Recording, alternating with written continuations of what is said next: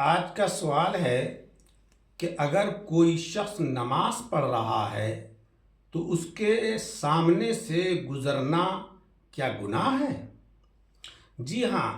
اگر کوئی شخص نماز پڑھ رہا ہے تو اس کے سامنے سے گزرنا گناہ ہے۔ حدیث مبارک ہے کہ اگر انسان کو یہ پتہ چل جائے کہ کتنا بڑا گناہ ہے تو 40 سال تک انتظار کرتا رہے گا اور نمازی کے سامنے سے نہیں گزرے گا۔ اب یہ کہ نمازی کے سامنے سے کتنی دور تک نہیں گزرنا چاہیے، تو اس کا طریقہ یہ ہے کہ جب نمازی مصلی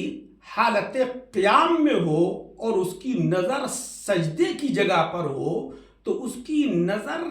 جتنی دور تک پہنچتی ہے اس دائرے کے اندر جو ہے وہ گزرنا گناہ ہے، اور اگر اس سے آگے سے گزرے تو کوئی گناہ نہیں ہے۔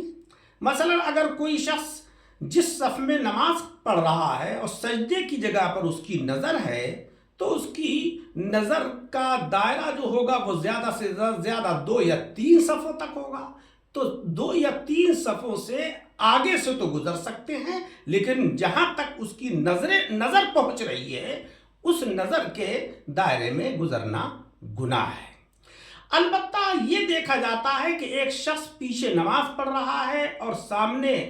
دوسرا شخص بیٹھا ہوا ہے اور وہ اس لیے اٹھ کر نہیں جا رہا ہے کہ میرے پیچھے جو ہے وہ نماز ہو رہی ہے، تو یہ جو ہے وہ صحیح نہیں ہے۔